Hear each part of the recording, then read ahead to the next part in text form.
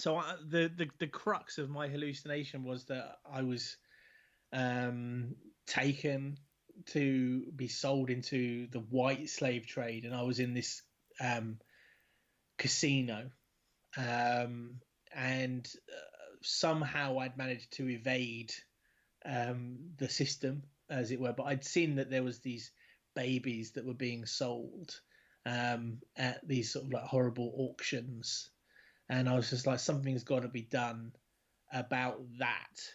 Hi, welcome to Acid Creatives with your host, Danny Richardson.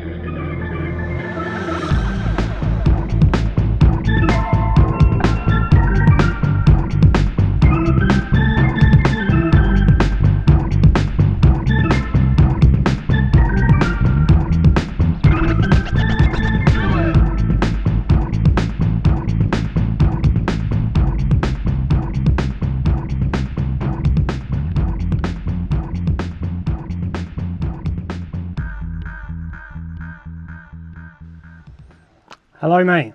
Hello. How's it going? Good. It looks as if everything's working. So I think we should just dive right into it. If you're happy with that. I'm really happy with that. I'm going to hit record my end. Go on and hit record your end, and between us, we're going to produce something. Right.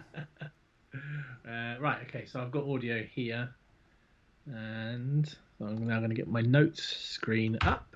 There we go. I've got a full screen of notes now. Sorted. Well, I just wanted to firstly thank you for being the first person to come on the Acid Creatives podcast. Mate, it's sometimes you say to someone, "Oh, it's good to see you," but actually, that's never been more true in your case. And as we go along, I think people will understand why I'm saying that. But before we kind of dive in, I asked you yesterday if you could just put together like a real snapshot of, I guess, who you are, your story, and basically, I mean, I know there's so much detail we're going to go into, but if you can just kind of let this is my know. elevator pitch. This right? is your bit, yeah, your elevator pitch. So go ahead. So right, hello, I'm Jason Mageehan. I'm a creative. I'm an established business owner. I'm a recovering perfectionist, and I'm a COVID-19 survivor. Right, and obviously the whole COVID-19 issue has been something that personally I was like, oh, do I even want to touch that, or what? Like, who cares about my opinion on that, or whatever? But you've got an experience which is unlike most other people's, so I think it's something that people would definitely be interested in hearing. There we go. Hello, mate, and we're back. So classic example of technology there. Your PC literally died after I mentioned COVID-19. That is almost funny. It's obviously not funny, but are we going to start from here, or are we going to go from the top? I think well, what I was pretty much saying was I just watched back what we've recorded, and it all works quite well. So what I was basically saying was, I think, you know, some people are sick to, using that ironic term again, sick to death of the whole kind of COVID-19 thing in many ways. Some people haven't been directly affected. Other people, most people don't know people who've been directly affected. Obviously you have, and so there is a more than an incredible story there. But I want to take it, before we go into that, I want to kind of lead up to that, and so let's hear a bit more about the story and the man. And so like you say, you're a bit of an entrepreneur. You know, there's a spectrum of stuff, and you're on the spectrum there in terms of, you know, you're not someone who works for someone. You're someone who's taken initiative and made some kind of quite courageous decisions in your career thus far. And so, take us back to growing up and like your childhood and like your earliest memories and things like that, if you don't mind me delving that deep. Sure. You know, it's very generous of you to use the word entrepreneur, because I believe it's one of those terms that people should call you an entrepreneur rather than you calling yourself an entrepreneur. Perhaps. And so thank you. It's very generous of you to say that. So look, as I was growing up, my dad was a cabbie, and we live in Colchester. Well, we lived in Colchester, which is sort of like a commuter town. Yeah. And it's one of the few towns in the UK where you can get taxis and minicabs, and there is a difference between the two. I'm not going to go into that, but my dad was a cabbie, right? Right. Okay.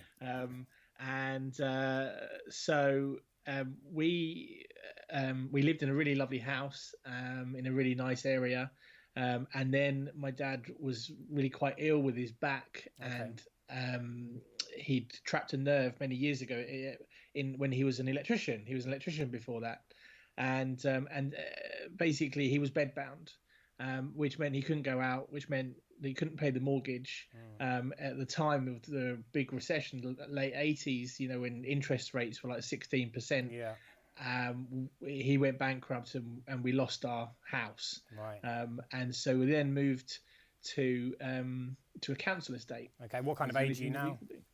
I'm at the end of primary school, literally in the last year of primary school. Okay. So and what's at that, 9? primary school, did you have any of like the artistic inclinations at that point? And I mean, I know you're into like technology side of stuff now. So was there any of that kind of from an early age?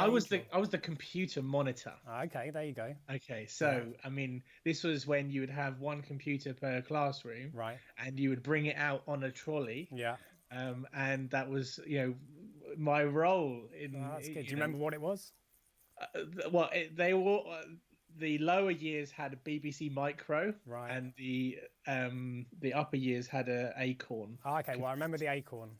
And I am only 36. Jason, how old are you? I forget. Are you the same age as me? 36. I'm 36. Right. Okay. Yeah. So, but sorry to interrupt. Yeah, take us back again. So you've been you've lost your house, and so you're now living in a council estate. Is that right? Yeah, and so we.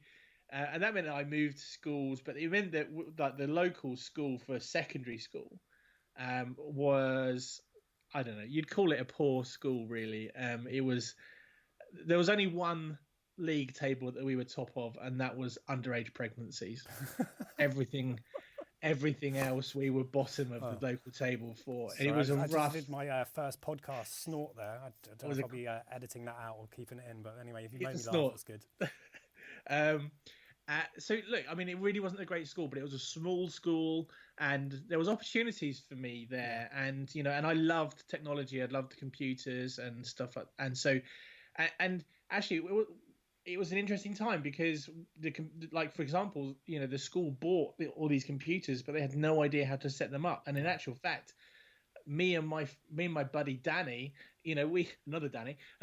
we set them up, and we set the school network up, and we had a bit of a reputation for technology and stuff, and that gave us really great opportunities. We went to conferences, and we went to sort of like different talks and stuff like that outside of school. Microsoft used to hold things for schools called TechNet, and we would go as pupils. That's representing. Good. Shows you've got a passion about something when you do it outside of your own. In your own time, outside of school time, and and I mean, like, I think this would just be completely unheard of now. But the teachers would, sort of like say, "Oh, would you come back to my house after school and fix my computer?" Yeah, it's crazy, isn't it? And it was like, yeah, of course, no problems. And, I remember being at school and like the internet almost like coming in while you're at school, and computers and ICT and all of that. And I was thinking, is it going to catch off? I don't know. Is that kind of thing catch on? Sorry, and I didn't have that same interest, but I imagine if you had have done at that time when it was all starting from afresh, it gives you like a huge advantage. It was, and there was just so much. I mean, I remember doing the school webpage, because no one else could do it. Yeah. But they didn't have any budget or anything like that. So I wrote the first school webpage in Notepad. Right. No one's got any budget for arts normally. That's not strictly true, but yeah. And so you did it in Notepad, did you say? Yeah, I wrote the code in Notepad because what else was there? I don't know. I didn't know anything else at the time. It was all code back then, yeah. There's no templates and stuff. No. I mean, it's not that difficult. Basic HTML, not that difficult. You learn how to do a few tables, rudimentary tables, paragraph text, put an image in, split the screen, like you used to have split screen and whatever like that. And of course, then if you were feeling really fancy, you'd nick some code from somewhere to have a hit counter. Oh, nice. If you remember the I do just about remember them, actually. So so school actually, like, I thrived, I think, in school because I was able to play the game. Yeah. It didn't give me a strong academic foundation, but it gave me a strong life foundation. Okay, that's good. I remember like my history teacher. I got a D in history at GCSE, but I'm passionate about history. Yeah. He made me passionate about history, and because he was such a wonderful storyteller. Yeah. And I'm really passionate about history, but pen to paper, didn't really succeed. Of course, history's pretty broad as well, so it depends what you get asked, and you know, various things might light a fire inside you, but maybe not everything. Yeah, exactly. It's the blood and gore that. Yeah. Well, speaking of which, kind of.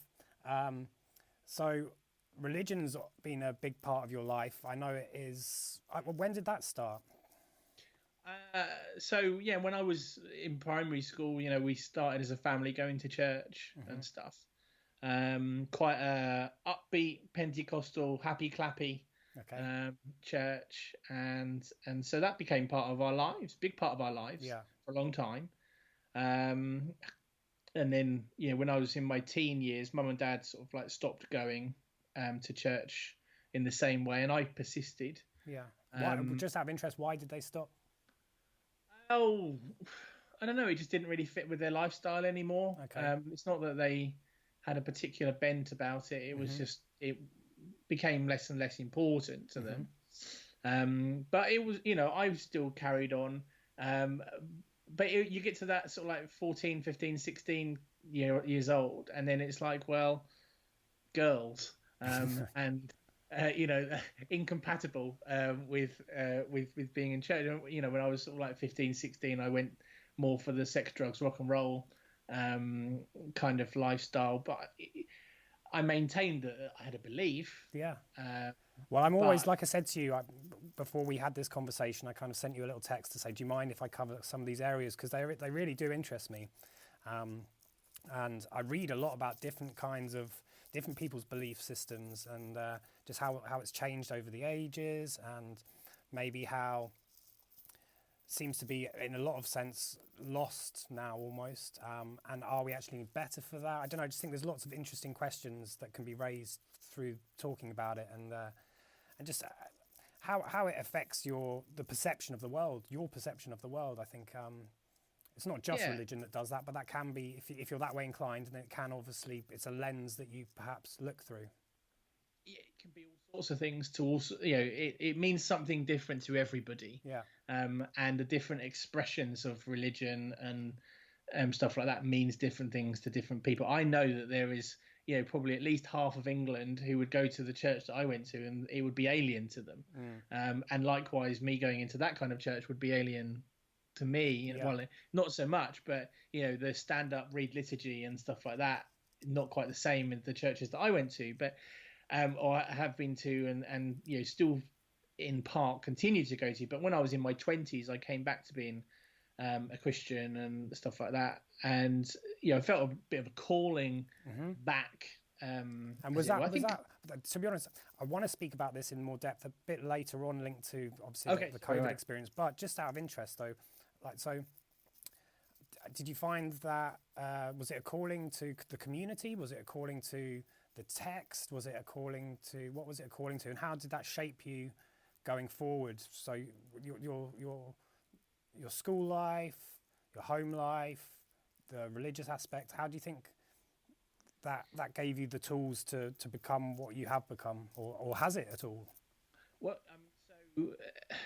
the calling back was, I just felt in my heart that something was missing, and actually I knew what that was. Okay. Something, I didn't feel complete, and I didn't feel fulfilled, and I was working and earning and having a good time in life. But what were you doing at that time, work-wise? At that time, I was working in IT, and I was sort of like touring the country, doing different things in different contracts. Yeah. And I mean, I remember, like I was coming back from a job that it was an overnight job. And I came back, and I was coming back into Colchester, and it was about 10:30, and I pulled my van into the church, and I just sort of went to church for the first time in years. And what was that feeling like walking through then at that time?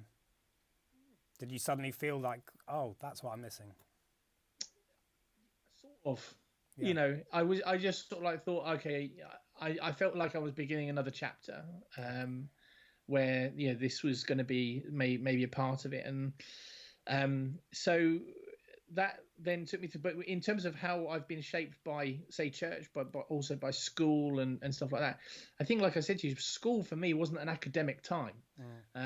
Obviously, I learned stuff, but I went to college after. In fact, I went to two colleges afterwards. One what you'd call like a polytechnic kind of college, and then one a sixth form college, and I didn't last at either. I just wasn't academically inclined, and the reason for that was because there was so much stuff that I didn't see the point in doing. Yeah. That I was like, this is a waste of my time. And so because I had always had a passion for IT and I wanted to get into IT, I learned about the industry and I realized that experience is worth more. It was then, it was worth more than a degree. Yeah. Okay. So I made the decision to work my way up from the bottom. And I got my first proper job as a field rep for NatWest Bank, going around changing card machines out, which is an IT role. Yeah. And that took me. I went and did lots of financial IT stuff. I was involved in the chip and pin rollout.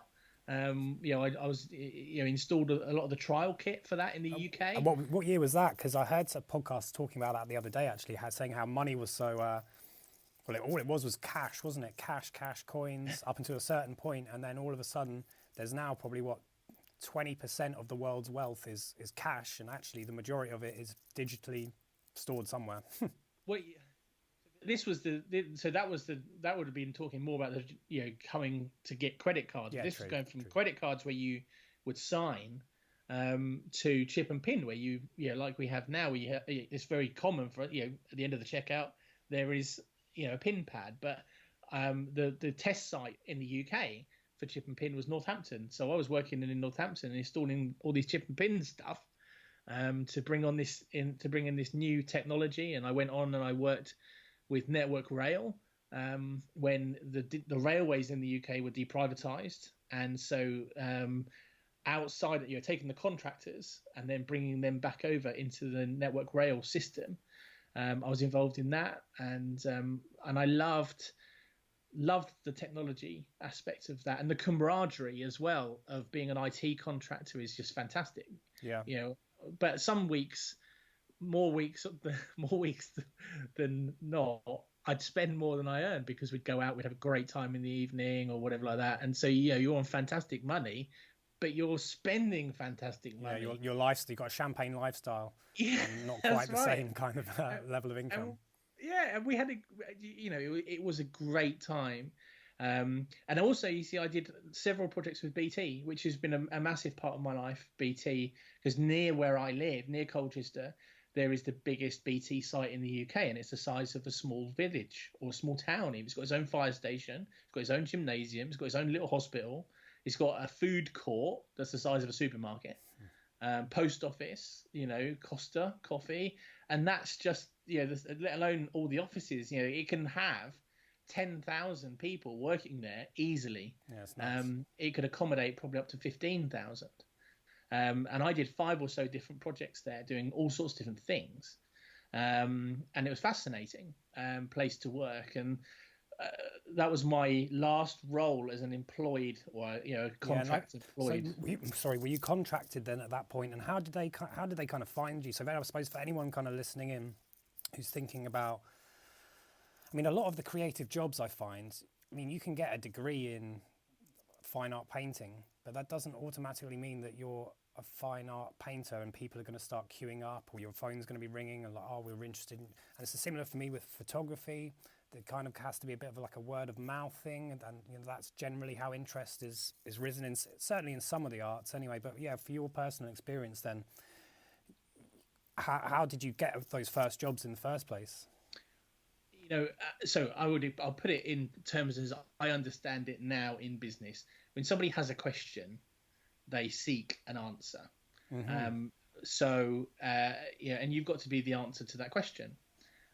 So when somebody sort of says, I want to employ a contractor, how do they seek answering that question? Well, most commonly the answer is they go to an agent, and an agent will then find you.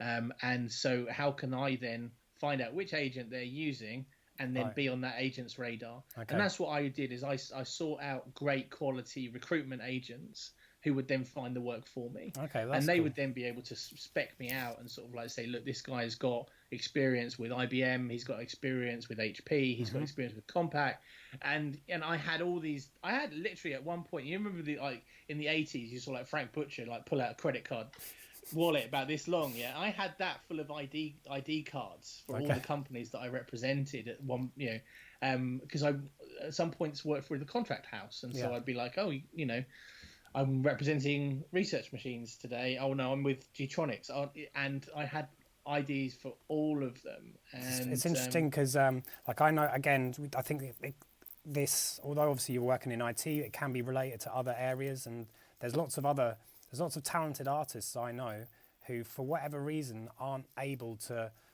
They'll create by themselves, maybe for themselves, but they can't take it to the next level in terms of getting any kind of audience. Well, it's not the audience they want necessarily, and so just to know that, thinking about where do you want to end up and who can help you to get there. So in your case, the agent. And so coming back to that, I was just going to say, we're going to come. I'm Okay, more, we'll come I'm back more to of that a because I want to chaotic. share a bit about Dale Carnegie, and you've asked me about books that I've written. Yeah. That I've read. Yeah. And so when we cover that, I want to talk about Dale Carnegie. Okay, well, because again, just from the brief kind of text we sent to each other, I sent you a little scrap of a picture of a scrap of paper with some notes on it, and that was my notes. And I'm generally, I guess, I plan to a degree, and then I kind of think, right, well, I'm quite chaotic, I suppose. But you, just from what you've said then, were you planning this out then? Did you have a plan, or was it something that you just went from one thing to the next? I really, my main plan in life is wake up, be awesome, eat some food, and go to bed. That's not a bad and then plan. repeat. Yeah, that's not a bad plan. I try my best. That's what I try to do. And I mean, like, I'm a doer. That's good. And I achieve things that I guess I've just got the balls to go and ask. Yeah. And I have achieved some magnificent things, done some great deals in my life, which has just been because I've had the audacity to go and ask. And again, coming back to the ideas that we were throwing out beforehand, saying how I don't know if it's true, and maybe through the course of speaking to different creatives, I'll find out that maybe I'm not right, but I just have this innate feeling that creative people in general are willing to take risks in a way that perhaps someone who works in an office 9 to 5 isn't prepared to take the same risk. And obviously everyone's got their own different lives they have to worry about, but despite whatever issues you might have had in yours, you were still persistent in achieving what you wanted to achieve. Yeah, because I wanted money. Was it always about the money? I think in many ways, yeah. Mm-hmm. And look, let's just put it out there. I am not rich. I'm not what I would consider to be rich, but maybe I am in the top few percent, where I have got my own house, which is a converted chapel. I have got 2 cars, and I have got a lovely kitchen and what. So but I'm not what I consider to be. I've worked for it, but I don't. It's not what I consider to be rich. Maybe we are moderately well off. Yeah. But then again, is richness based on the things that you own, or is it based on something else? Exactly, completely. And that's you have to define your own scale with that, don't you? Okay, mate. Well, so tell us what you're up to now exactly. So you've kind of explained briefly what got you up to a certain point. So maybe tell us exactly what you're up to right now. Okay. So right now, I am the founder of Distinct Vision Limited. So basically that's about design. It's about print, and it's about photography. My wife is a photographer. She's a degree qualified photographer. She's an academic, much different to myself. She went and studied at university, passed, got a BA or whatever it is in it, and so she's a fantastic photographer. She focuses mainly on weddings, so that's a part of our business. Is having that brand, which is May Photography, but then she does great commercial stuff, which comes under my brand. So I'll send her to a paint shop, for example, where they paint kitchen doors, and give her a brief, and or maybe I'll even be there and direct the shoot, and that's a nice partnership between us. But I also print everything from a beer mat to a bus stop. In actual fact, I wrapped an entire building the other year because it burnt down and it needed to be covered. So I had this massive vinyl wrap made of vented material which covered the entire outside of the building. Okay, that sounds cool. And but everything in between, so bread and butter kind of things would be business cards and stationery and I remember posters. And you did my first business cards, I think, many years ago. Yeah, exactly. Yeah, I remember actually when we went to the big house holiday. Yeah. And so, just thinking about what you're saying there, so you're quite adaptable now. Then you obviously have different strings to your bow. So would that be something that you'd suggest to creative people? Is to so for myself, Jersey's obviously a small place, and so I always thought if I'm too nichey in what I do, there's not that much chance that I'm going to be able to do it full time for any length of time. So try and do different stuff. Is that something that you would recommend to people, or to focus on one thing, or what do you think? I think you have to find a happy niche between the business that you want and the business that you can get. For example, like I am able to define what customers that I want. I want a customer that's a £2 million turnover business that sees value in advertising and marketing, has got probably a team of 10, but don't employ an internal marketer, or if they do, they're maybe part-time. So it's a very specific set of criteria, but I only need 10 of those. And if I can get one of those a month, or 10 a year, that adds to what I've already got to make my business flourish. And I want that quality of business rather than quantity of business. Now, say for example, for a wedding photographer, the difficult thing about a wedding photographer is that unlike most businesses, you don't have much in the way of repeat custom. True. People don't have weddings every year. True. And some people sometimes do, none in a year seems to be the way this year. And so that's more of a difficult. So you've got to have a different plan. You need to be in touch with more people. You need to be the answer to more people's questions when they're asking it. Actually, just to pick up on that, so I do some wedding photography, but whenever we meet up, I always find you're like a fountain of knowledge in how I should be doing it better, basically. It's not necessarily the photography in itself, but just the ways that you reach your client. I think you've got some really great ideas. So maybe we're going to move on to some perhaps the issues you've had regarding health. That's going to be coming up shortly, but if we can just talk about some of the ideas that you had, whether you came up with them yourself, whether you've just kind of picked and chosen from other photographers that you've seen in terms of like the package designer. I thought that was a great idea. Like the idea you guys have about handing out business cards with a predefined gallery name. So for instance, John and Becca wedding, you give that out to the guests before you've even taken any photos of the day, and then that's a great way of getting that kind of business. So brilliant. I mean, and that. So this is for my wife's business, predominantly May Photography, and we're actually reshifting that website right now to just focus on weddings, because that's all the work that she wants. She doesn't, she'll do my commercial stuff, but she wants to focus herself on just doing the weddings. But I'm just applying the same principles to that business that I would do to any other business. That people come to me, they ask for strategy, or they ask for a plan of how they can advertise their business better. And so really what I'm talking about is what are the touch points with your customer, and how can they be better? Because we can always ask that question, how can this be better? And so a touch point, like you said, was about selling the pictures afterwards.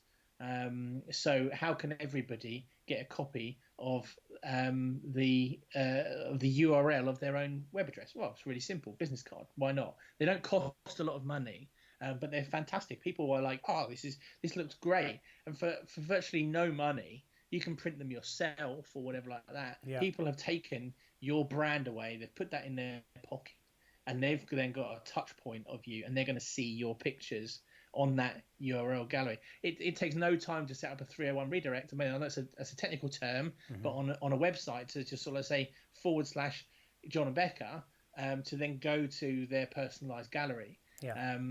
And so, but whatever the business is, whether it's selling toothbrushes or advertising weddings, whatever like that, what we do want people to see the points where they can be better for very little investment.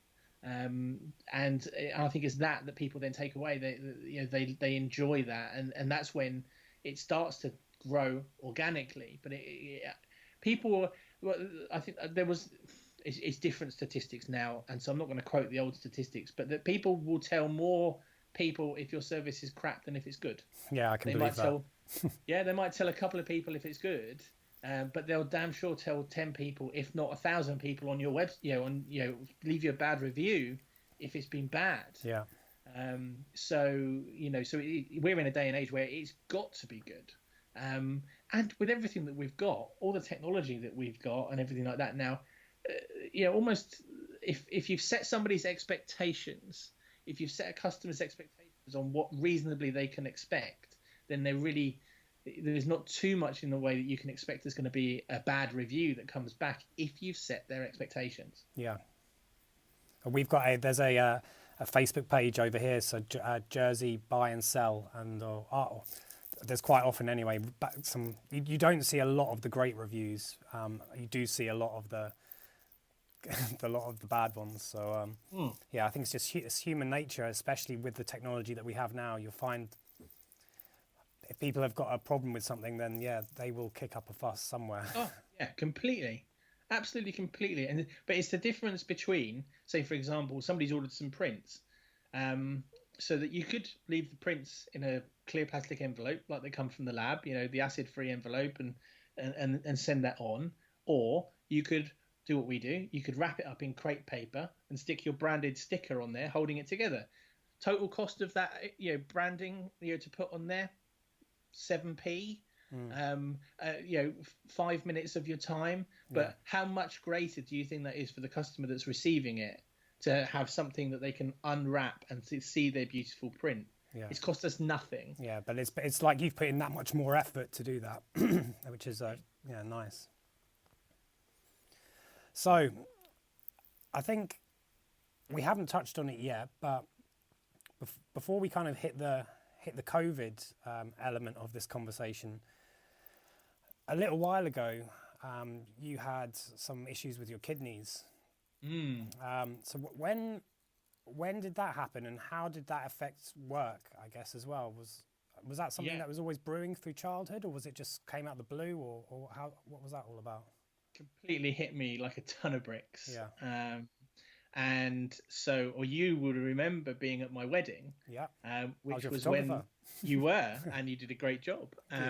But you remember probably that actually that was the time when I told my wife's family, or there wasn't really many of my family there, but I told everybody for the first time that actually I've got kidney failure. I'd just been diagnosed with kidney failure, and what happened was I just kept having these migraines. So I got migraine tablets and whatever like that, and migraines can be debilitating, absolutely horrible. And so I felt another migraine coming on, and I think it was like a Monday morning, and I was like, you know what, I'm going to go to the walk-in centre. And I've never ever been ill in my life, so I didn't have a doctor. I wasn't registered anywhere because I was just lazy. So I've gone to the walk-in centre, which is like it's not an A&E, it's like a pre-A&E, if that makes sense. So I've gone in there, and they sort of like said, Mr. Mageehan, we can't read your blood pressure, and they tried 5 different machines and they couldn't read my blood pressure. It's always a worry. It's always a worry. So they said, you know what, we've booked you a place in the emergency assessment unit in the hospital, which is next door. Just toddle along there, and everything will be fine. So I've gone there, and they couldn't read my blood pressure. It was off the scale, and that's why I was having a migraine, was because my blood pressure was so high they couldn't measure it. And I remember this small, young, junior doctor. She was a Chinese lady, very, very petite frame. And I just sort of said, look, I can't stay here. I've got to go. I've got to go work. And she says, you don't understand, do you? You could die at any minute. Your blood pressure is so high. And I was like, what? You know, I'm 28. Yeah. You know, How long had you been in their custody almost? If you were not an hour. An hour. And I was ready to go. And she was like, no. And so you were very confused. Yeah. So I stayed in hospital for a week on this horrible infusion that brought down my blood pressure. But they scanned me for everything. They thought maybe I'd got brain tumor and all these different things. But as it came back, you know, I had this disease which is called IgA nephropathy. It's a rare disease, but it basically is meant over the course of several years, unbeknownst to me, my body has been fighting my kidneys, and they've been, you know, my body's attacked them, and they're basically just balls of scar tissue. And I was like, well, you know, how effective are they? Oh, it's about 16 or 17%. So sorry, that's the recovery. No. That is. Oh, sorry. How effective are my kidneys? 16 to 17%. Right. So they're not working well then. They're not working well, and they sort of say you've gone. Yeah, kidneys don't actually heal themselves, and you've gone past the point that maybe we could have given you steroids or something like that to keep them going. They said so. What's gonna happen is, at some point in the next year, you're gonna have to go onto dialysis, and you're gonna need a kidney transplant. And I was just like, this can't be happening. Is this you've only been there an hour, just about. No. Sorry, this is after my week's visit in hospital, and I've gone back for the results. And so I'm dumbfounded by this, and you know, I'm just due to get married, and I started having to go to the renal unit and having infusions. Then they were trying to make my kidneys last as long as they possibly could before then sort of like saying, you know, now's the time for dialysis. And so eventually that came, and I had to go for dialysis 3 times a week, 5 hours a pop. It was hard. Yeah. Was it both physically and mentally hard, or one more than the other? No, it was hard. It was just hard. I was knackered. There were a few things that happened that went in my favour, which really helped.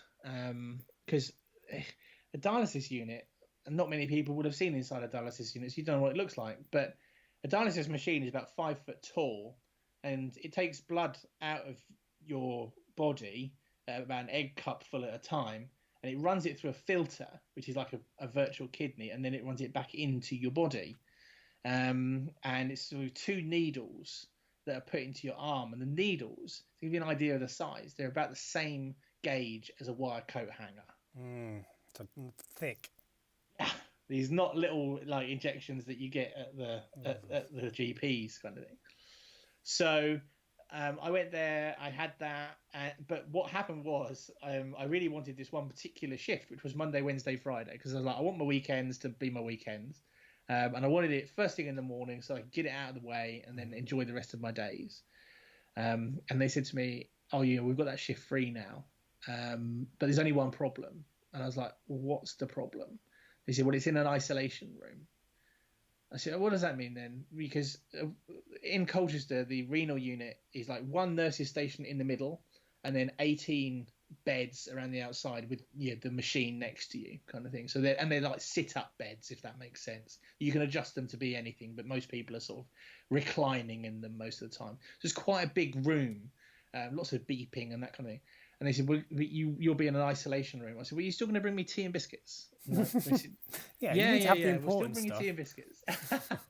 I said, so hang on a minute. I don't have to be in Heaven's waiting room with everyone else. I can be in my own little place. I've got my broadband.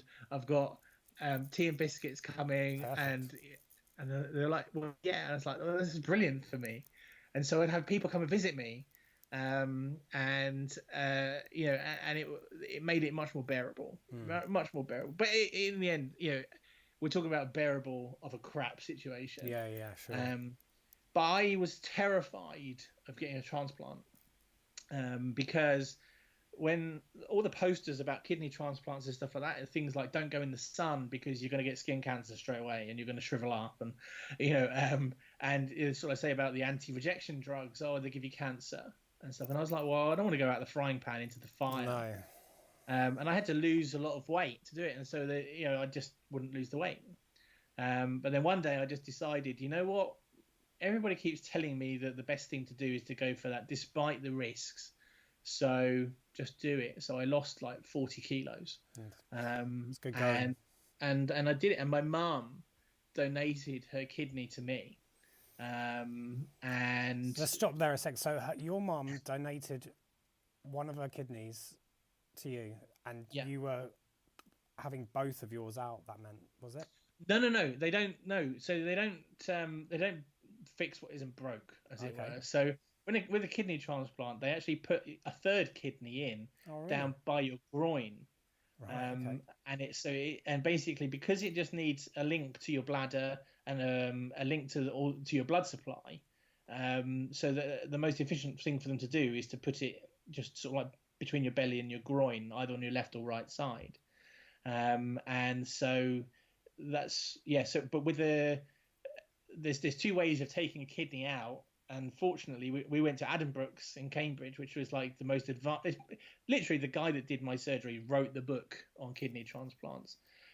So whereas somebody that I know, like he donated his kidney to his son, it took him 6 weeks before he could walk around the garden, because that's a proper whip you open and cut it out. Addenbrooke's, what they do is they've got this like device that goes in through a keyhole and then goes. And it grabs the kidney and pulls it out, and that's it. It just it comes out bagged. It's crazy. And so my mum was back on the allotment digging within 2 weeks.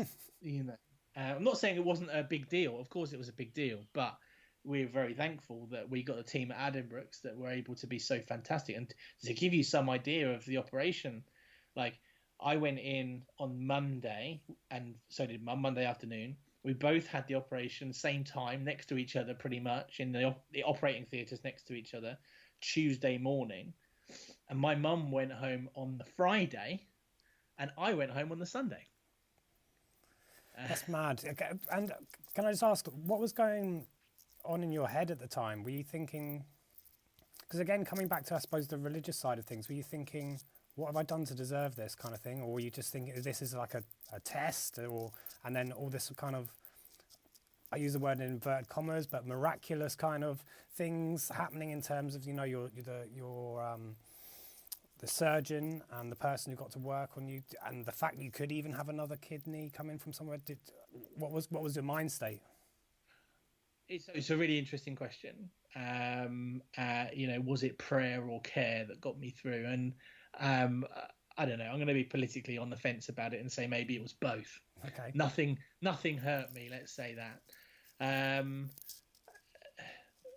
will say that the church that I was at the time helped fantastically as an organisation. Like they contacted all the guys that were retired. In the church and sort of like said, Jason's got to go to Addenbrooke's on these days, blah, blah, blah. I gave them my schedule. And these guys would come out to my house, pick me up, help me into the car, drive me to Addenbrooke's, drive me home again. And then they'd go home for like 3 months. That's amazing. So bearing in mind, like when I started, they sort of like said, we want you to come in for a checkup every other day and then every few days and then sort of like once a week and tapered off. But if that had just been me and Eleth, that would have just been a nightmare. Just wouldn't, it would have been impossible. So that was a huge thing that I'm really thankful for. Yeah. But I just chose not to think about the whole why did God let this happen, or that kind of thing too much, because there was too much other crap going on. Yeah, you're too busy living it, perhaps, to be internalizing it. Maybe, I don't know, but yeah, no, that's exactly it. You know, regardless of what the minutiae of the details are, we're here. Yeah. And this is what's happening. And it's not just horrible for me; it's horrible for my whole family. And you know, I remember that when I came round from the operation, the first thing I wanted to do, I wanted to speak to Eleth and just sort of say, "I'm all right," kind of thing. So I'm in recovery, and I said, "Can I speak to my wife?" And they said, "No, but she's in the thing." I said, "Can you get her on the phone?" And I'm saying this very compass mentally now. It's more like phone. But this is just a pinnacle of how awful it was for my wife. I'd been in surgery for like 11 hours. They said it was going to be like 6. So it's middle of the night, and then Ella's there with her mum, Nesta, and the surgeons now phoned the ward, which is where they're waiting for me. They're waiting for me on the ward. And the nurses have gone in. You're Jason Mageehan's wife. Yes. Oh, the doctors want to talk to you. That's it. That's all they said to her. It's not exactly what you want to hear, is it? No, not after all that time with no news. And so, of course, then it's all I say, "Oh, somebody wants to say hello to you." And and I said hello. But it was an emotional time for them, you know, and emotional time for all of us to be able to come out. And you know, it was a really emotional. It's just I can see it in you now.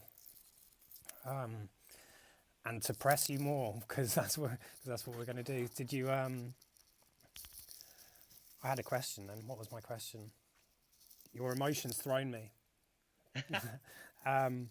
Did you? Oh yeah. So at that particular time, so obviously we've still got COVID to come. But I mean, at that particular time, were you thinking? I know you said you didn't want to internalize it too much, but did you think, "Oh shit, I don't know if I'm going to actually make this"? No. Not for a second, because we were going through some stuff, and I knew that we wanted to have a baby, and that was a journey that was quite hard for us. Yeah. And it wasn't because of the kidney stuff. It was just because sometimes it takes a while. Yeah. But there was, I was like, no, this is happening. So, you know, and I just approached it like I do everything really, which is right. Let's crack on. Let's get this done. Mm-hmm. And the doctors will tell you how much I pissed them off with that, because they sort of like said, well, you know, before you can go home, you've got to walk around this ward 6 times. And those sort of like, next day, I'd sort of like say, right, well, you said 6 times. I've walked around it 40 times. I want to go home. And they were like, seriously? I was like, yeah, seriously, I counted. I was just fighting to get out. And you know what, with the COVID thing, I was the same. I was fighting. As soon as I was conscious, I was like, I want to be home. Yeah. Well, let's kind of traverse our way towards that then. So you've had a period of, how long was the recovery from the kidney transplant?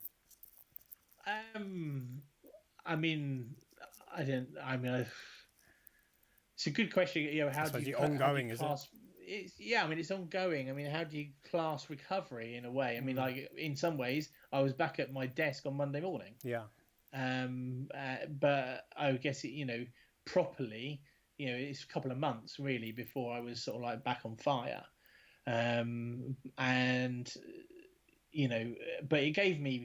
it did give me my life back, because I was less tired. I was just so thankful. I was able to have coffee again, and I was able to drink. I was on a fluid restriction before. I was on dialysis, so I was on like less than 2 liters a day. Right. Whereas now I can drink whatever I want.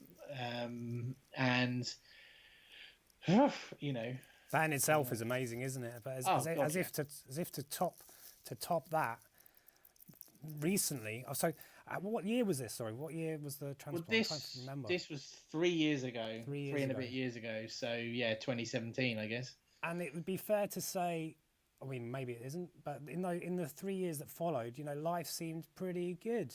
Yeah. It did, yeah, because they say, oh, you're on these anti-rejection drugs, so they're anti-rejection, but they're immunosuppressants. They suppress your immune system, and so they say you're going to get ill. Every cold that comes along, you're going to get that. And I was like, I haven't had that. Right. I haven't been ill at all. I haven't had a cold. And then the COVID stuff kicked off, and I was like, well, I better be a bit more careful than other people. Yeah. And so like lockdown happened at the end of March. So just before that, when did it even come onto your radar? Because I remember it was the end of 2019 when kind of you're hearing the murmurs from China, and I think a lot of people, or well, myself anyway, I was thinking, for what stupidly, that's over there, nothing to worry about. No, exactly the same, because they were comparing it to SARS, and stuff, which never really made an impact in the UK, in the main at all. And so, like, I sort of like, it came onto my radar, probably January time, but then, end of February, so I think, oh, this is starting to get a bit more serious, and then we isolated, sort of like early March, not necessarily fully isolated, but we were more isolated than anybody else.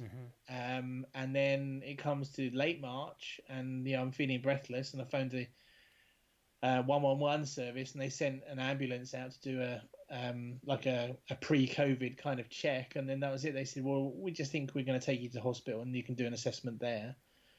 And so I went and I spent the night.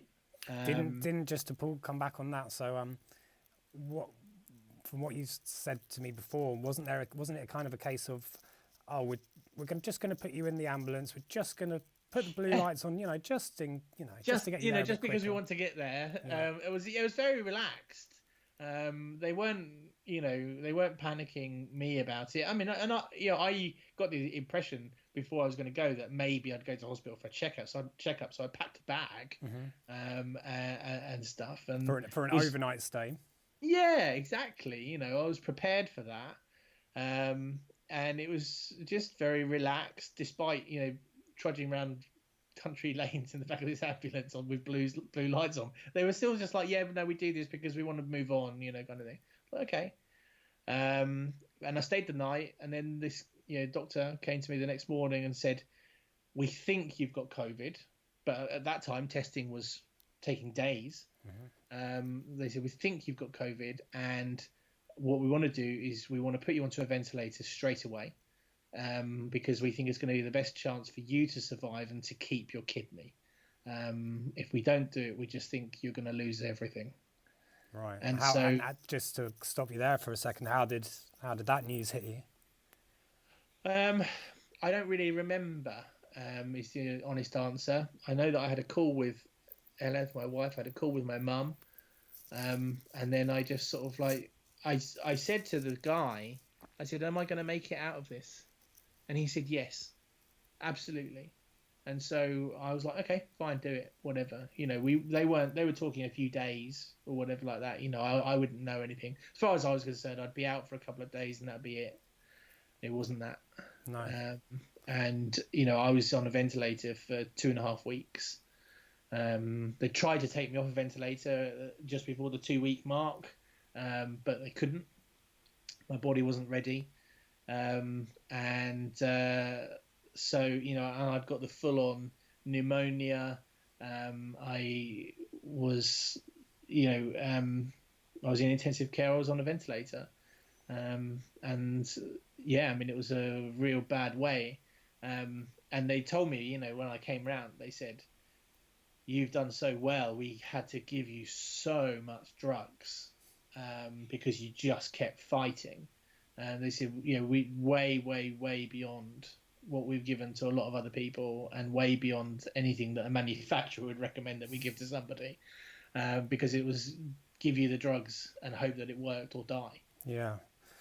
And just to, obviously you were under at this point, so I guess you're aware now, but being part of the family WhatsApp group that we're part of, there were some pretty scary messages that were being sent on there.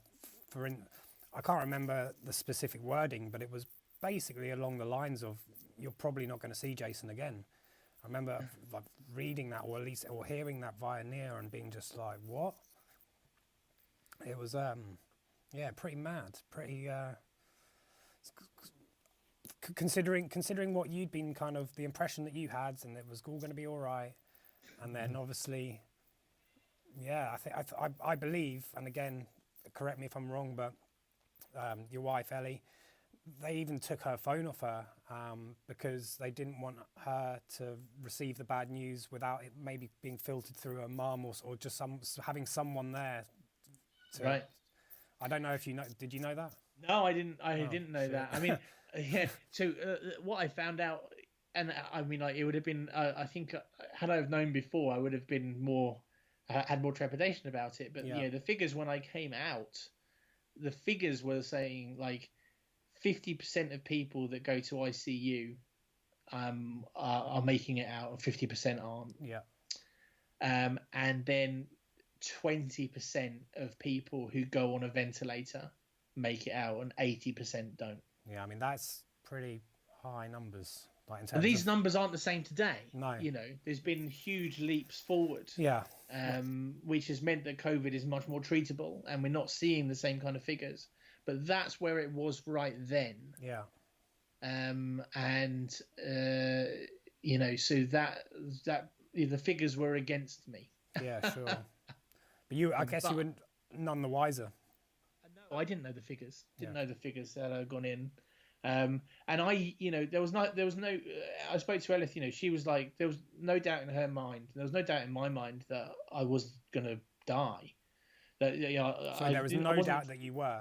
That I wasn't. Sorry, that I wasn't gonna die. Sorry, there was no doubt that I was coming home. Right. Sorry. Okay. Yeah. There was no doubt I was coming home.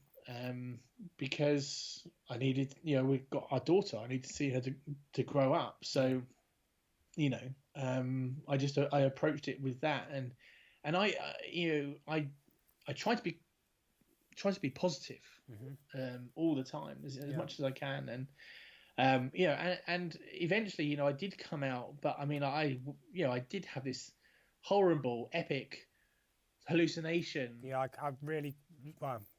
I know you're saying horrible, and I'm looking forward to speaking to you about that. I know that sounds a bit warped, perhaps, but it's just interesting to think about what you just said before about being determined to.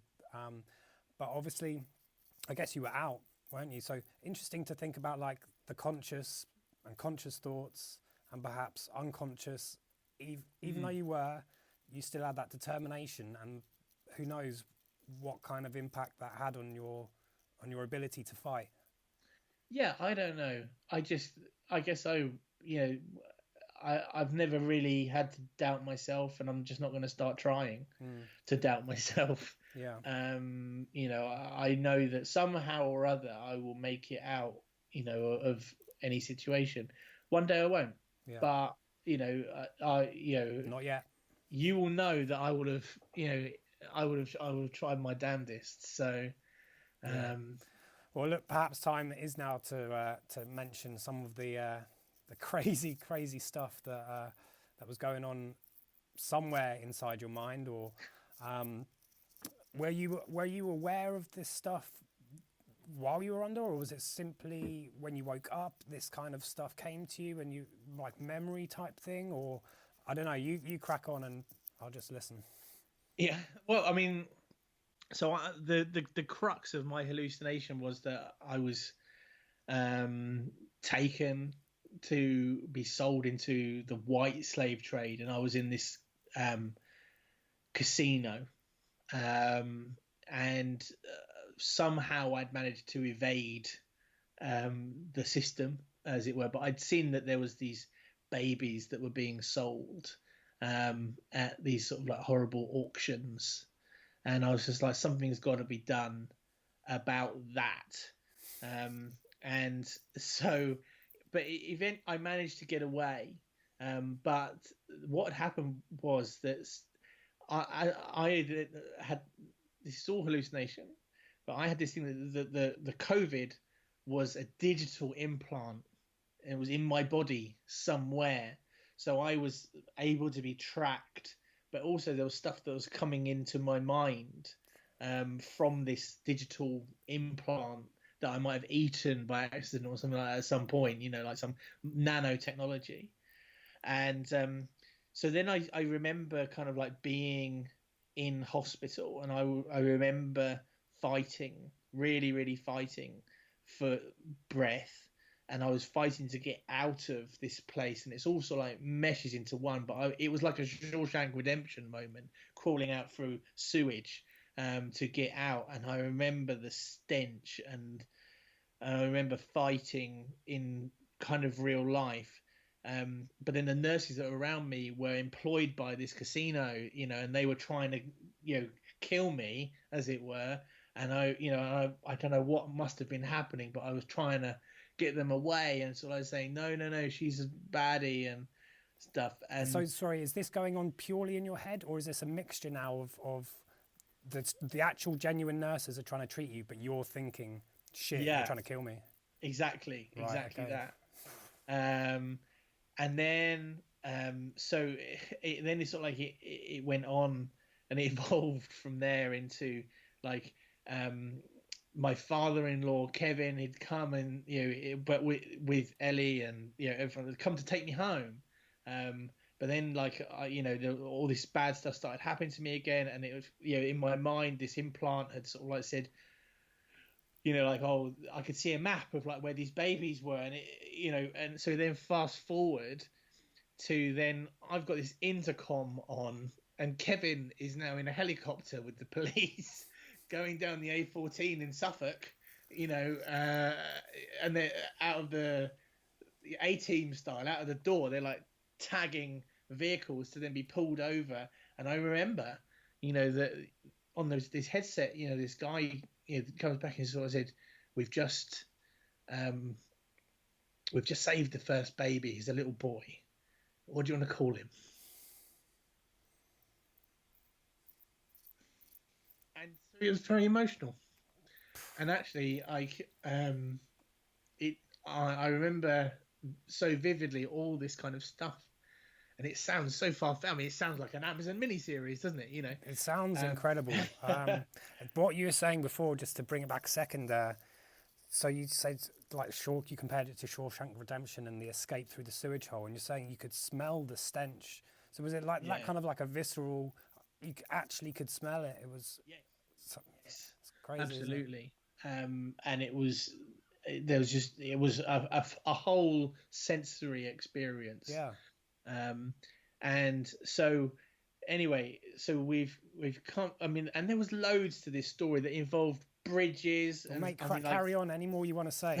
This is the place. This is the place. Because I know you've been interviewed since all of this, and you're a bit of a mini celebrity actually, making the front covers of a few places. But I can't imagine anyone's asked you this stuff.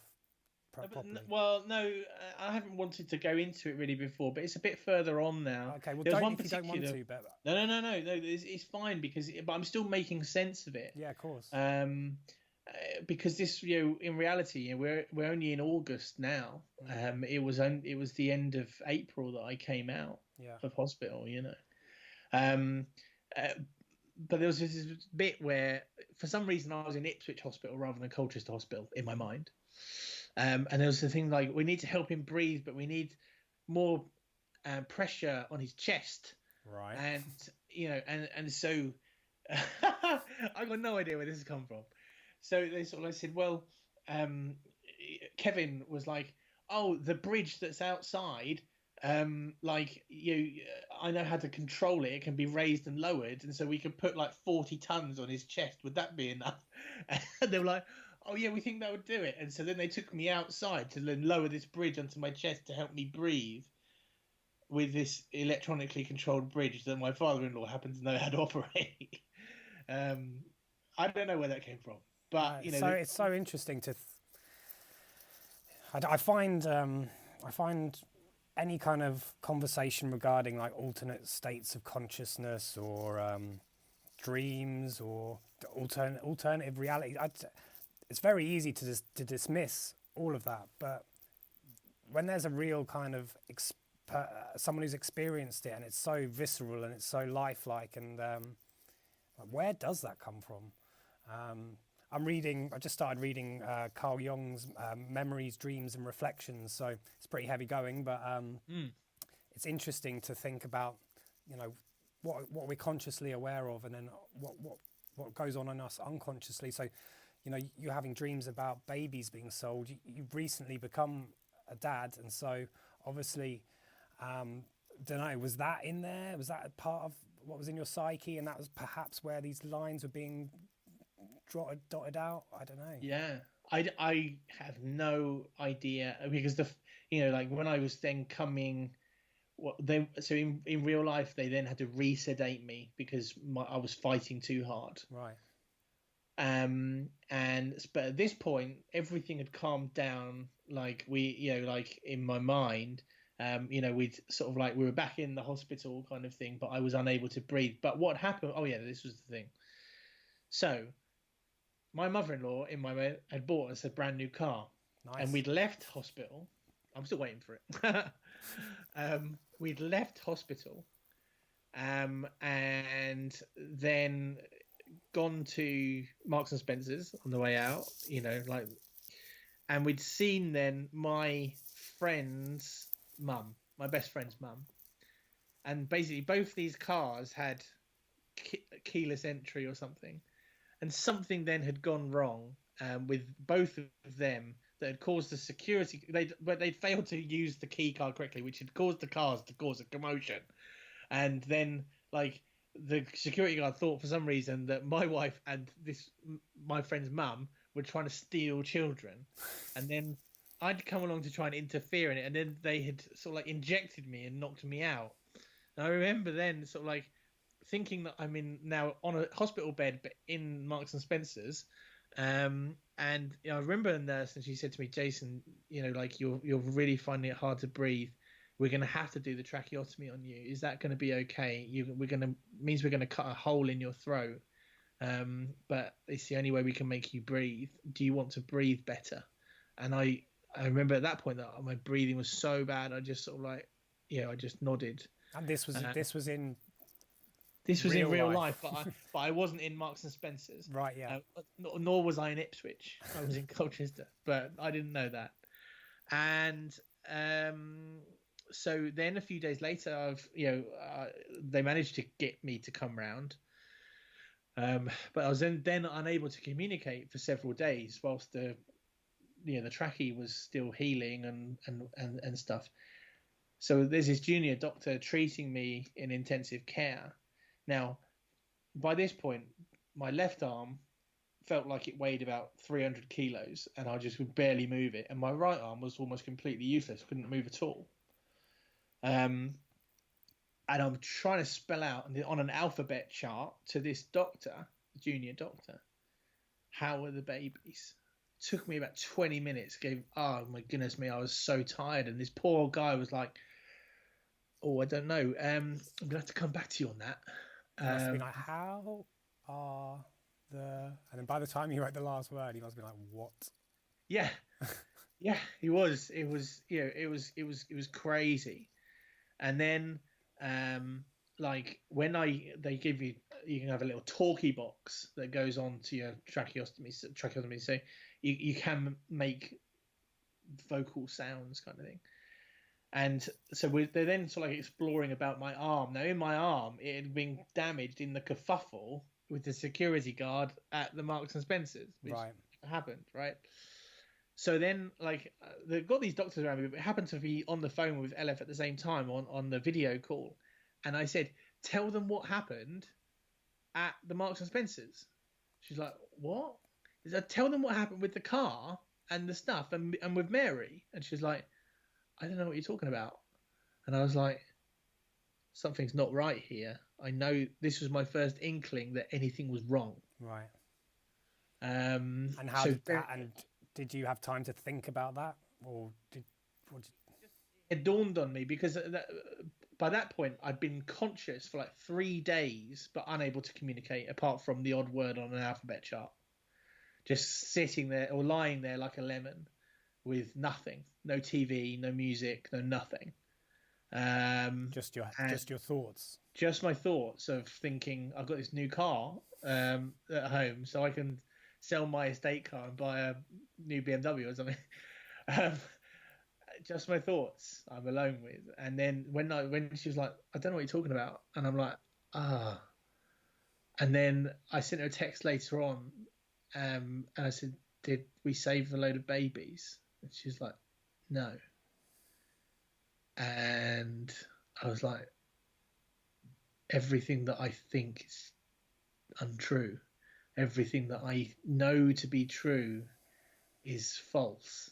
Sure. And I lost faith in my head, in my brain, which, as you can imagine, as somebody who makes their living from their brain space, all of a sudden, truth had no meaning, because I could have sat on any lie detector machine and told you that we saved these 100 babies and the names that I called them, and it would have all been true. And it wasn't. And it instantly compoundly affected my definition of truth. Yeah, it kind of shatters your foundation, I guess. Oh, really? Yeah, absolutely. So, yeah. But then, the thing was, like I say, positive, upbeat. Friday night, I got my talkie box on, trying to, at the end of the day, right, at that time, intensive care was, it was full. It was absolutely full, and they were like making spaces where they could do to cram people in. But I was the only one that was conscious and stuff like that. And, it was one-to-one nursing. So you've got loads of nurses and doctors there, sort of thing. It's the middle of the night. Everybody's kind of like relaxing. So I sort of said, should we just have a pub quiz?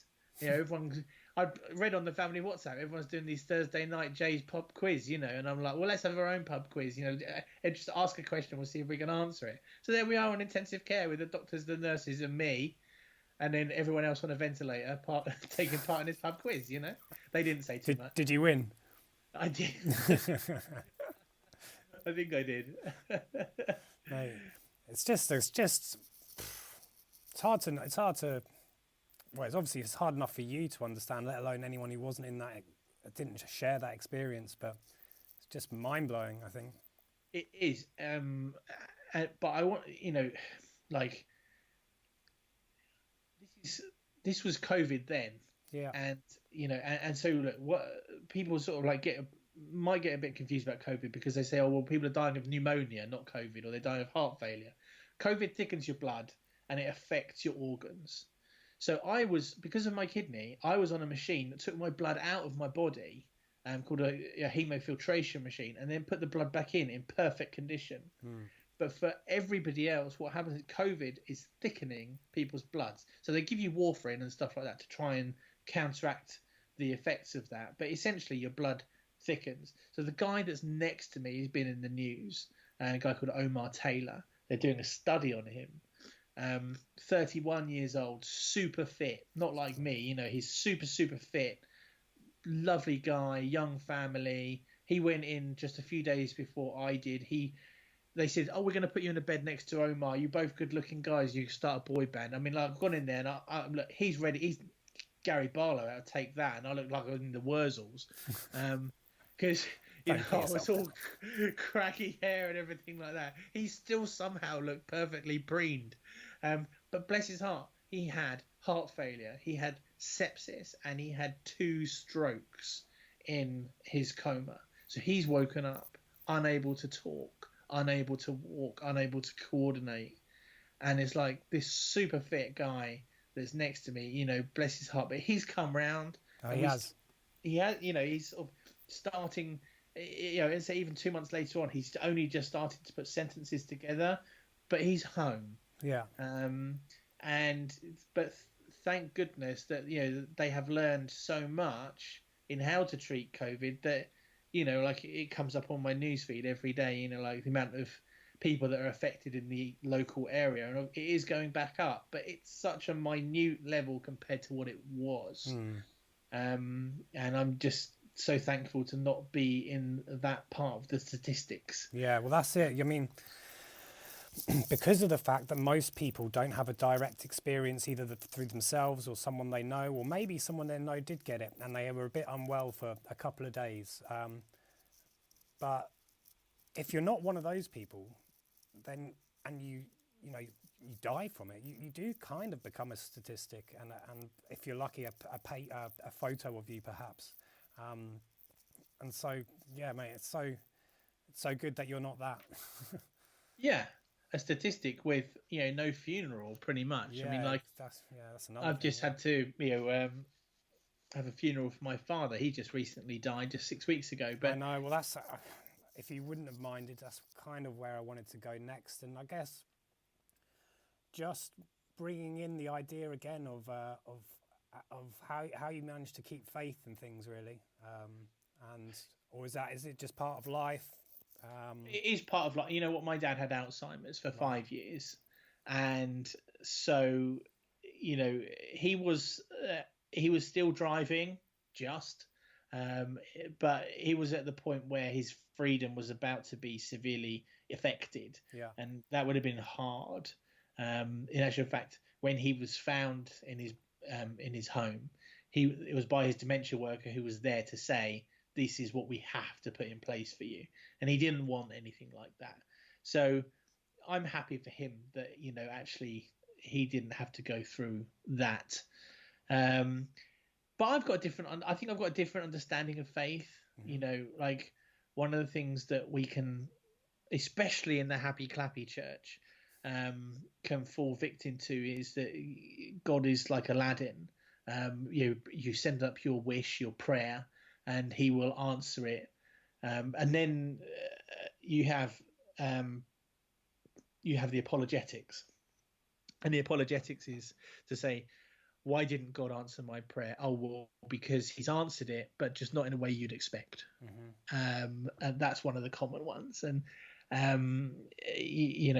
or you sort of like say, oh, it's not in God's timing. That's another one. And actually, one of a famous Christian speaker said something to me many years ago. I did an interview with him, actually, for a video, and he said, what we do is we rationalize things. Yeah. And he said, but when you break that up, it's actually two words: rational lies. And that's what we do in life, and that's what many people do in religion. They say, oh, well, this doesn't fit my dogma, but I'm going to shape it in, I've got an excuse for that. Yeah. I think it's interesting because I think we all live kind of quite contradictory lives in many ways. Not all of us, and maybe there's subtle ways, but I don't know. Just one example I thought of before was, I'm all up for like sustainable stuff, but then when I look at my behaviour, sometimes I'm quite extreme in certain cases, or I've got quite perhaps an addictive personality, and so we'll go out on a night out and I'm not very sustainable with my beer consumption or something. Do you know what I mean? So there's ways in which we don't quite, our ideology doesn't quite marry to our behaviour sometimes, and I guess that's similar-ish to what you're saying there anyway. I think kind of like where I've got to in my life is to sort of say, well, I don't believe that this was all an accident. I don't, I think that it would be it's, life is incredible. Yeah. I don't believe it's all an accident, but I think that over the years we have made fables and myths to help us to explain things that we don't understand. Yeah. And many of those fables and myths we find in our religious texts. And you know what? Every major religion has got a story of a flood. I was just about to say that, actually.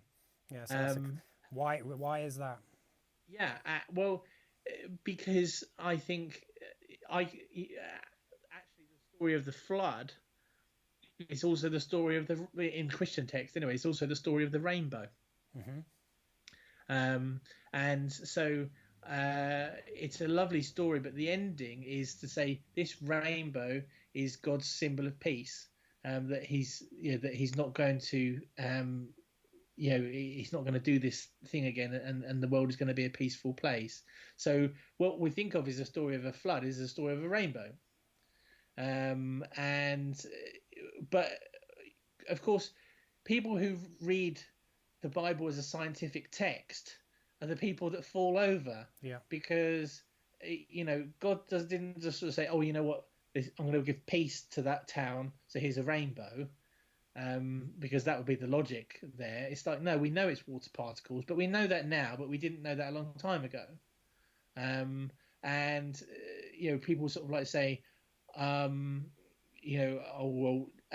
Jonah was, swallowed up by a big fish, so it can't be a whale. Well, I pointed this out to somebody in the middle of their sermon once. They didn't like it. But they were so emphatically saying it cannot be a whale because a whale's not a fish. It says in the Bible, whale's not a whale isn't a fish. When did we find out that a whale wasn't a fish? Yeah, exactly. What? When did we find out that a whale wasn't a fish? Oh, it's about 230 years ago in Sweden. Post when that was written. Yeah. And I have an understanding that there are people. There was somebody in the 1900s who was actually swallowed by a whale and came out about a day later on, having not been digested. So, I don't know. Is it possible? Is it not possible? I don't know. A lot of it is mythology. A lot of it is stories to explain a concept. Yeah. And predominantly, not all of it, but predominantly, religion fights for good. So what religion it is, all religions really, they are, this is my idea of good. But what happens, of course, is that men get, I say men, I mean mankind, should I say, humankind maybe is more politically correct, has a taste of control, and then just wants to throw. Perhaps. Yeah, and they want to throw something in. It's exactly the same as if you give a parking attendant a fluorescent jacket. All of a sudden, they're the law, and they want you to park your car, within an inch. Do you know what I mean? You give somebody an ounce of authority, and so that's where I think some of the there are elements that I think in all of religious texts which are more about the control of people than God saying, "I want you to say this." To them. I don't think that God cares if you wear a nylon cotton blend shirt, but if according to Leviticus that's a deadly sin. All right. I don't think that God would say to us, you shouldn't eat shellfish, right? Now, because we know more about shellfish, poisonous to people 2,000 years ago, a damn sight more than it is now. Because they didn't understand a lot of what we do now about microfiltration and where you get shellfish from and which ones, what is a microfilter and what isn't, and that kind of stuff. Somebody would have just had maybe a few things that sort of think, oh, you know what, that was really bad for me. We better sort of like tell people not to do it. Yeah, isn't the. Sorry, because of what you're saying, then I guess it begs the question: Did man write the Bible then? Would you say, or was it God's word? If based upon the fact that we've only recently learned some of this stuff. There's no doubt that man wrote the Bible. It's about whether it's God inspired. Yeah. And I think that for the majority of it, I would be happy to say it's God inspired because I think there's some great morals to be found in the Bible and the Quran, and the Torah.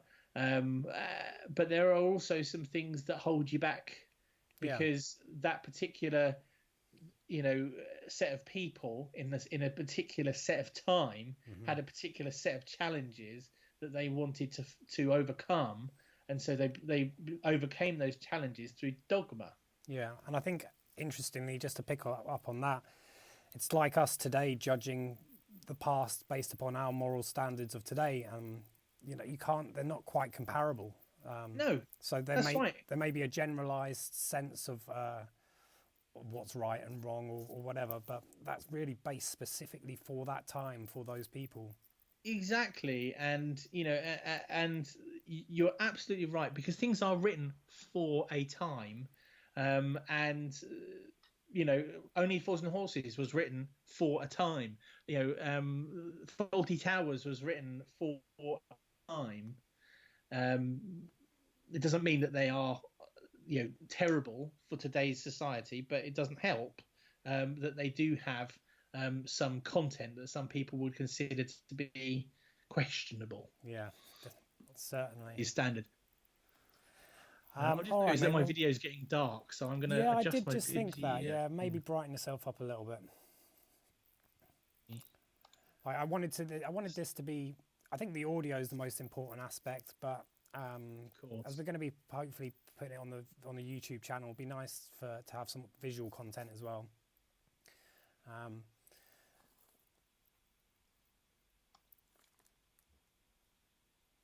This is then where the machine crashes again. No worries. Well, we're kind of almost near wrapping up, I think, mate. If you're happy, there was a few more things I had to ask you. Oh, there you go. You're brightening up a little bit. Yeah.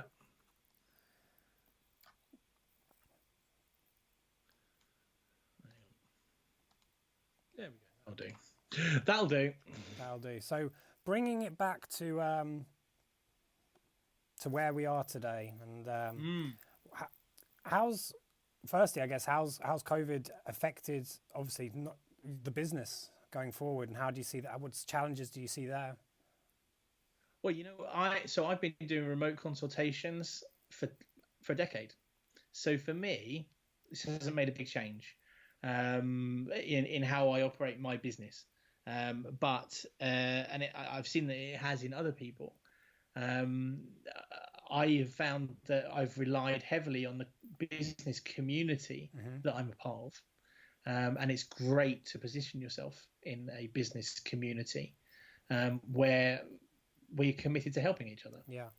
And sometimes that's just what you need, a bit of help. Yeah, certainly. I think an interesting point for anyone's kind of starting out or doing something similar. I've always, well, not always, but for a long time, I used to kind of isolate myself, and it's not particularly helpful, I don't think. I think your approach is certainly in these kind of times much more beneficial. If you can create like a network of like-minded people or people somewhere within the industry, then they can help to support you like at any kind of particular time, but especially when it's times like this. Yeah, exactly. And I think if you're a business owner, or if you're thinking of going into business, you realize very quickly that your friends and your family are going to be a great support for you, but they're not going to understand. They're not going to understand what you're going through. And they're not going to understand the problems that you're having. And so finding a community of like-minded people who are in similar situations will be of massive help. Yeah. Massive help. And I've got kind of a few little bullet points here just to kind of give it a little bit of structure, because we've generally kind of waded our way through, but I think we've done all right. But we've done all right. So a few kind of what if there's one or maybe a couple of bits of advice you'd give for a creative or any kind of person who's trying to create something from nothing, essentially. Yeah. Is there any kind of key advice that you would give aside from what we've just mentioned about the networking kind of thing? The two biggest lessons that I've learned in business, and I'm going to give them to you now for free. The first lesson that I got taught by my business mentor. This is a hard one to overcome, but it's all your fault, and that's okay. One of my good friends, Jason, who's a fantastic artist and painter, hopefully I'll have him on at some point. He's got a printout in his studio. No one cares, it's your fault, or something along those lines. I'm just trying to think, but it's basically, it's on you. Yeah, it's all your fault, and that's okay. And so why? So when things went wrong, and I'd say, well, it's not my fault, because that's what us millennials say. It's not my fault. And I had a business mentor. I was very fortunate to be able to have somebody who had been in publishing for his whole life and wanted to help somebody out. And he said, right, okay, well, what's the problem? So we'd look at a problem. Let's say, for example, that one of the problems that I had was I needed to get something delivered to the Hackney Empire by a certain time, and it failed. And so then the customer wanted their money back. And it was like, well, it's not my fault. It's the courier's fault. And he's like, okay, so if it's not your fault and it's not the customer's fault and it's not the courier's fault, whose fault is it? He said, so let's say it was your fault. What could you have done differently? So I would be like, well, I suppose I could have used a different courier company. He said, well, which courier company did you use? And I said, and he was like, well, are they the best courier company? Not by a long shot. I was like, so if you've got that particular thing with that particular customer who's got that particular need, if you'd have spent an extra £3 on a better courier, would we be having this conversation? No. Then it's your fault. And that's just one example of many where something's gone wrong. Take responsibility for it. Say it's okay that it's gone wrong. Put it right and learn a lesson. Yeah. But that leads on to my second thing, that if I ever wrote a book, and maybe one day I will, it would be my book would be called The Training Budget. And so I've got a client and a good friend called Michelle. She owns a big agency, and I'm one of her key suppliers. But we're just great friends as well. And we'll phone each other at least once a month, and we'll have a laugh over how we've had to dig into our training budget. So the training budget is when things go wrong, but they are beyond our control. And sometimes that happens, and it's like the best thing to do to maintain the customer, to get the job done, to avoid a bad review, whatever that happens to be, is pay the money, redo the job, reissue it, re-deliver it, whatever it happens to be. And then you say, all right, I've just dug into my training budget. Because we should all be trying to improve ourselves and our businesses as we go through everyday life. And once we've accepted that it's our fault, once we've accepted that it's okay that it's our fault, we then have to sort of say, right, well, you know what, I should be doing CPD, continuous professional development. I should be doing a course or a couple of courses per year. I should be reading books, but also I'm learning from the mistakes that I've made. So it's training budget, and it's healthy to have that little bit of reserve in the back of, in a little account somewhere, so that when something's gone wrong, it's like, right, you know what? Yeah, there's a few £100 there to put this right, because that's my training budget. And once you've got that little mindset in place, those problems don't affect you so much. You're not bothered by them because you've budgeted for them, because you're going to learn a lesson from it and it's going to be put right. End of story. And then it changes your mindset on how you operate your business.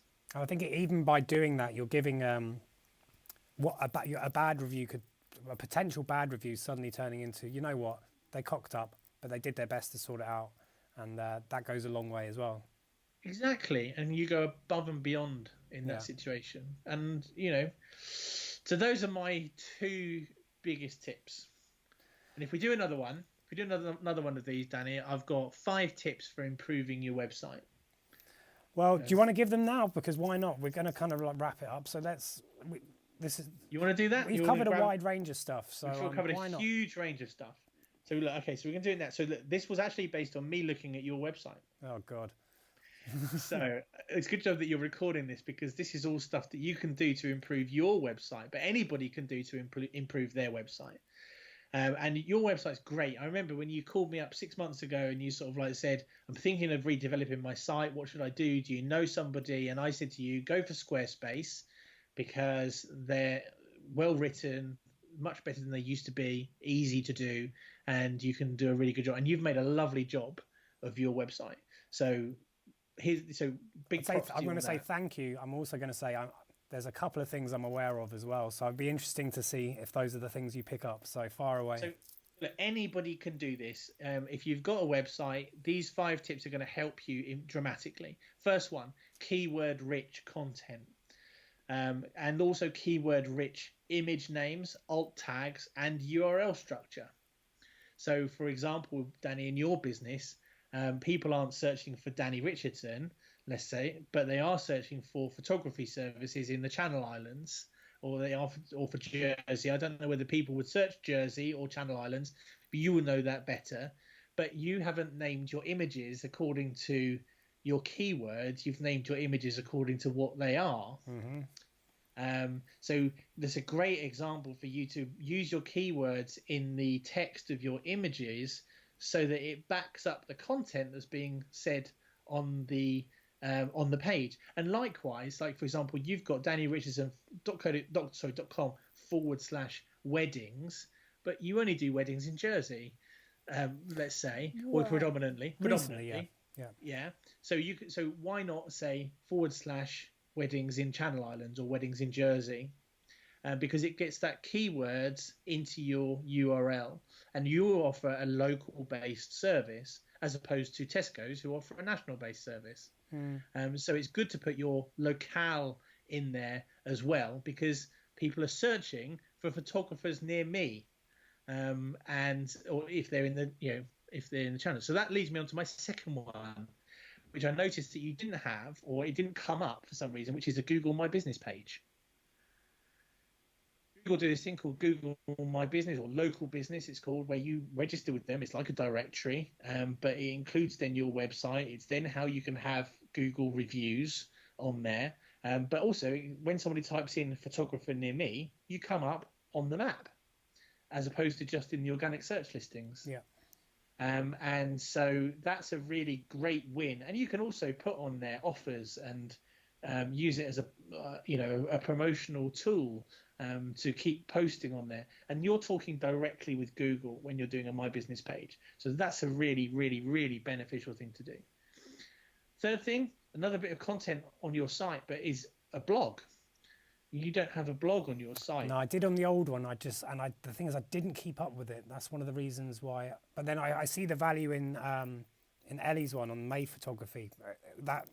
Having had a look at that, I can see it is just worth posting something once a week, once a month, whatever it is, just on a regular-ish basis. You can get it written for you if you want. You can use a service like textbroker.com and send them some bullet points of what you want written, and for £5 they'll write you a half-decent article. Like you said, there's no excuse. There's no excuse. But what we do with the one on May Photography is we specifically do wedding venue reviews. Mm-hmm. So when somebody's searching for the Grosvenor Hotel in Jersey, and they will search for a Grosvenor Hotel Jersey wedding review. People will actively search that, and so if you've got that as a blog, you're there. Yeah. It's called long tail keywords, and so and long tail keywords lead to specific searches. And so if you imagine that you had a page, sort of like St Helier, the best places in St Helier or something like that, listed out, you're going to organically reach the top of the page because people are doing it by location. Yeah. But you've also got lovely pictures of these locations in St Helier, where you can do the blog post about. Yeah, true. So so very, very quickly you can put together a blog, but the blog is, it's all very well to sort of say 5 ways that you can improve your photos, but nobody's searching for that. It's just focus on the money. People are searching for reviews of things more so now than ever before. So what can you review that people are going to find online? Nice and easy. Another one, this is number 4 now, I think we're on, aren't we? Local telephone number. People don't trust ringing mobile numbers. The trust value of ringing a office number, a local rate number, as opposed to a mobile number, exponential. And yet for £3.50 a month or £5 a month, from a company like Numbers Plus, you can get a local rate call that diverts through to your mobile. Yeah. So it costs nothing. Nothing really. And you've got a local rate call. You can also set that up with a voicemail that will email you your voicemails, which is a nice way to receive them. Mm-hmm. You can even put a voice greeting on there, and all that kind of stuff, for virtually nothing, for like £5 a month. Interesting. That's a good point about having more trust from a local number than a mobile. Because, people will think, okay, well, you've got an established office where you've got a landline coming into. They don't realise I'm actually in my lounge with my cat crawling all over me, or exactly. It's that tiny little extra, 1 or 2% that makes a difference. And then the final thing, which you haven't done on your site, but I really, really, really encourage you to do, is to look at optimizing your pictures for compression. When Google assesses your page, it will score you down if your pictures could be smaller than they are. Okay. So you've got pictures on your site that are like half a meg in size, and Google marks you down to say you could have compressed that, you could have displayed it at a different size, which obviously you can't in Squarespace because they do that themselves. But there's two sites that you can do. One is called compressor.io, and what that'll do is you can literally, you can put your JPEG into there, and then it will come out, and it's almost as good. I mean, and look, for most people looking at it, they're not going to see the compression that you would see side by side. That's always been my fear with compression, and yeah. Well, you're gonna be really impressed with this. Okay. Because it'll take it from 500 meg down to 500 kilobytes down to 100 kilobytes. Yeah. Huge amount of saving. Now, what you can also do, if you want, is you could actually convert your JPEG into a WebP, which is a newer format, and then use that same site to convert the WebP into into the compressed one, right? Compress the WebP, and it'll be even smaller. In actual fact, it'll be about 80 kilobytes. Yeah, and spread that across numerous images across the site. Then yeah, you've made a huge impact. So the two websites there, convertio.co. That will convert an image into a WebP if you haven't got it. Photoshop doesn't do it natively. So convertio.co, and then compressor.io is where you can compress them. And the level of compression is really high and really good. It doesn't add lots and lots of artifacts on it. And it will take your pictures right down. And what that does is Google will then score you higher because it's called the usability factor. And it's the usability factor because the pictures are smaller, it's quicker to download, especially on a mobile phone. Yeah. So your usability factor is higher. So then Google will rank you more because your site is more user friendly. So once you do all those things, you write your long tail keyword blogs, you put more keyword stuffing into your URLs, pictures, and your text. You have your local number linked to your Google My Business page, and then you optimize your images as well. That will have a significant impact on how your website performs. And basically, it's not changing anything that you've done at the moment because what you've done is fantastic and already scores really quite well. Oh, actually, I do wonder whether, because I find my work is quite diverse, there's other photographers I've seen both locally and abroad who will be like, okay, there's a specific the wedding site, there's almost a separate site specifically designated to weddings. That's one area that I'm not sure, but I must say, again, this is me not blaming other people, but I've never really got on with websites that much. So Squarespace was a great recommendation from you because I actually think it is pretty user friendly. But I did knock that site up pretty quickly because I had an article in a local magazine that I paid for, and I knew it was coming out imminently, and I knew I had the website down there, and as things stood, it was the old website it would have taken them to, and I thought, well, I can't have that. So anyway, quick, make these changes, make this new site. But yeah, that is those things that you've mentioned are things that I overlooked. So good advice for me, and hopefully good advice for anyone listening as well. It will have a significant effect, and that's the only thing that I'm interested in. I'm not the kind of marketer that sort of like says do this, that, and the other to keep yourself busy. These are things that will earn you money. Yeah, and at the end of the day, that's what we need to continue doing what we love doing. I know, and I'm sure that a lot of your creatives, who are true creatives, will be like, "Oh, this guy just wants to talk about money." It's like, and maybe that's why I'm an imposter because I do love being creative. And I do love it, but I don't really do it for fun. I only really do it to earn a living. It's funny because when this whole COVID thing happened, and everyone was in lockdown, I found that I was more arty than ever.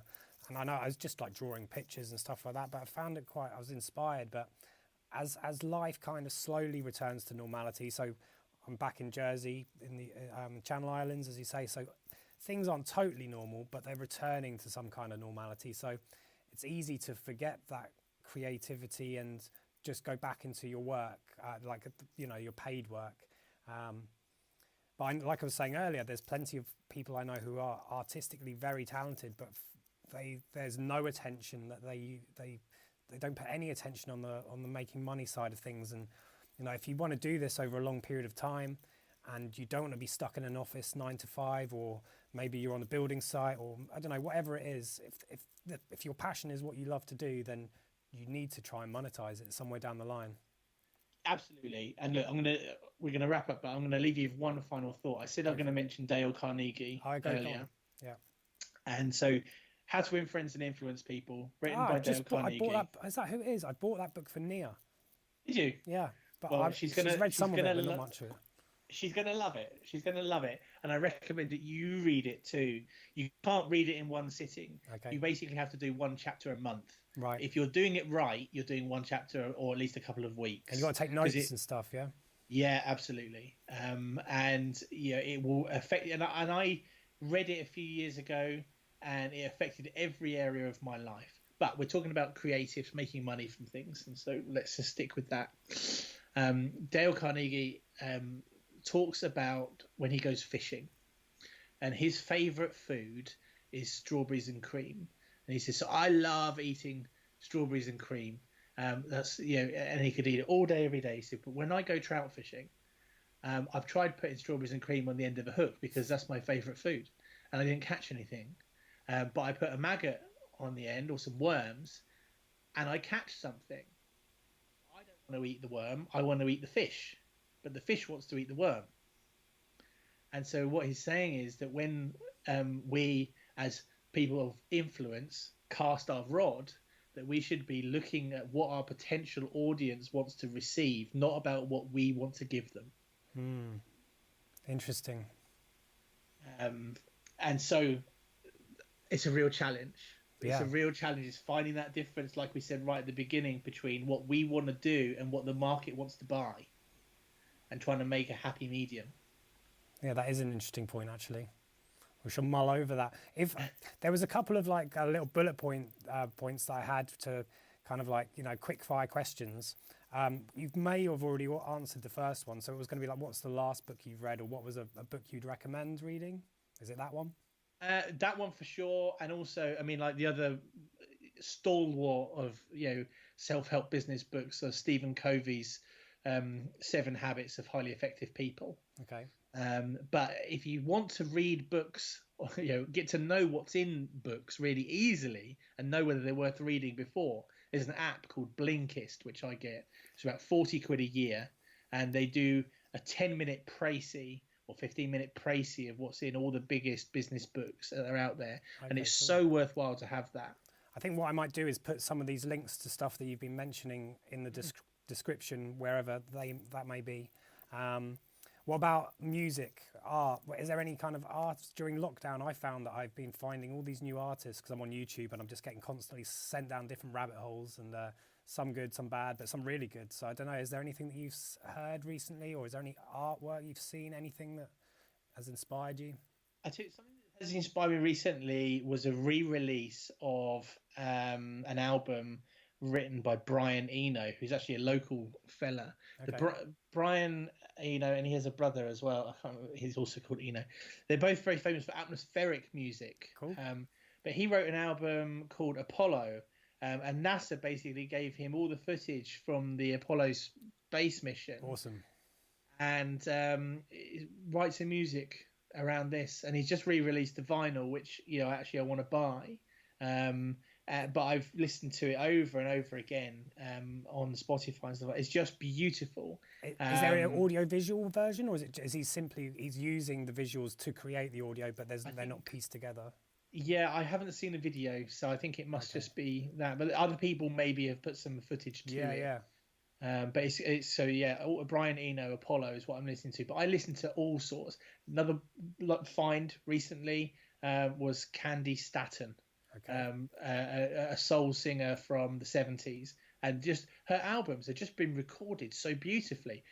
Seriously, she's like Aretha Franklin in style, but the albums have just been recorded so well. You're listening with good headphones or good hi-fi, and it's like, geez, I'm really transported into the studio with them. So I was really blown away by that. Well, that's what it doesn't matter what your artistic talent is. If you're able to transport someone somewhere, I find that's always you're onto a winner if you can do that. All right, mate. Well, we should probably wrap it up, but just maybe if you could let people know where they can find you, if you want to be found. Your business. Just put the link in. If you want to find me, just find me on LinkedIn. Yeah. Because at the moment I don't have a website that promotes what I do. And the reason for that is because I'm getting great business from the business network that I'm in, and I don't want to have a website that generates lots and lots of inquiries and stuff. I'm at the point where I'm sort of not full, but I have to expand before I can take that on. Well, that's good. That's a good place to be. Yeah. So find me on LinkedIn. Just search for Jason Mageehan, and Danny's going to put the link in the bottom. And just find me on there. Connect with me. I'd love to hear from you. And I'll accept everybody's friend request. Right. So from my part, mate, I just want to say thank you again for coming on. I hope. I think we've covered some pretty interesting stuff. And thanks for being so honest about certain areas, well, everything with me, I guess. It's always good to see you, as I said, and it should be good when we can actually meet up for a family do. I don't know when that'll be, but I'm sure there's one. I think it's October. Is it then? Is it definitely happening? I don't know. Maybe. I think so. I'm hoping so. We'll see. All right, Just mate. come Thanks over a lot. anyway. I'm just going to say thanks to everyone else for listening or watching. And if you liked what you heard, then hit the like button, leave a comment. You can subscribe. Got the website in development at the moment, so I might ask Jason's help for a few more advice on that before it's released. But there should be there'll be like a shop where you can get some little bits of merchandise if you like. We've got some caps done, some t-shirts, and all kinds of stuff. So keep on listening.